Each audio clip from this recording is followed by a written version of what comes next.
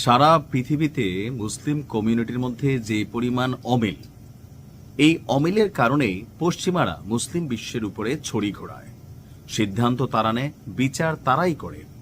আপনি দেখেন 95% মুসলিমের দেশ বাংলাদেশ।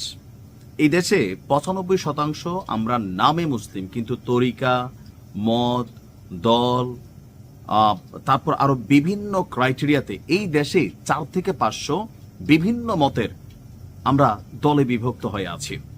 কথা বলছি আসন্ন জাতীয় সংসদ নির্বাচনকে কেন্দ্র করে জামাতের জন্য 440 ভোল্টের ঝটকা নাকি মুক্তি, আপনি কিভাবে দেখছেন?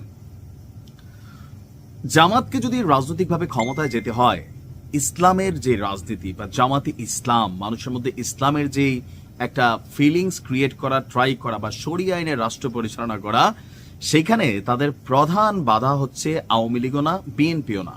তাদের প্রধান বাধা হচ্ছে সমমনা বৃহত্তর ইসলামিক দলগুলি, বিশেষ করে চরমোনাইর যে দলটা আছে, চরমোনাই পীর সাহেবের পাশাপাশি মাওলানা মামুনুল হক সাহেবের যে দলটি আছে, আর এর বাইরে আরো তো কতগুলো আছেই।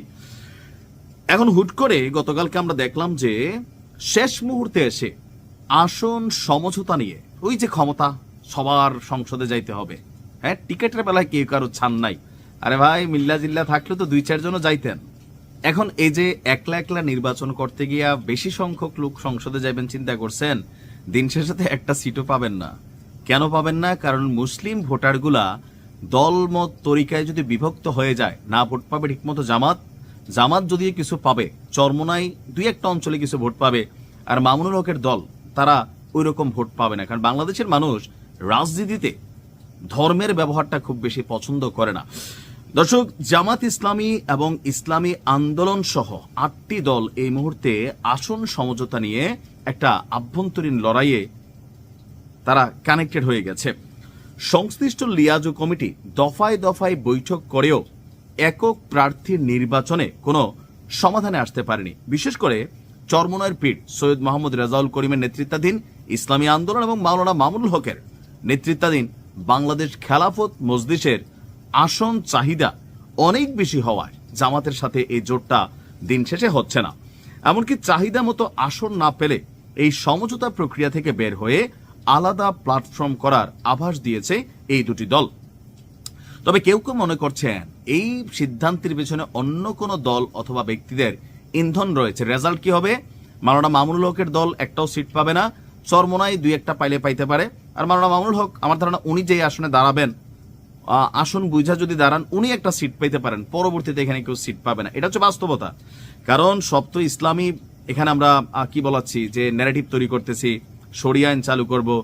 এখন এতগুলা ইসলামিক দল যখন আলাদা আলাদা নির্বাচনে যাবে, তখন তো ভোটগুলা বিভাজিত হয়ে যাচ্ছে। এটা তো একটা টিম হিসাবে ভোট পড়তেছে না। আর মানুষের কাছে কি মনে হচ্ছে যে দেখো হুজুররা, তারাও ক্ষমতায় যাওয়ার জন্য একে অন্যের সাথে জোট বাঁধতে পারে না, তারা আবার এই দেশে শরিয়া আইন চালু করবে। হ্যাঁ, এটা কিন্তু প্রশ্ন আসে মানুষের মধ্যে। আপনারা যদি সাধারণ মানুষের সাথে মিশেন, এগুলোই দেখবেন। জামাতের সঙ্গে নির্বাচনে অংশ নিতে তাদেরও অন্তত যে 8টি দল আছে, এবং কি এনসিপির ইস্যু আপনারা জানেন যে ফাইনালি এনসিপি এবং জামাত একটা কানেক্টেড অবস্থায় যাচ্ছে।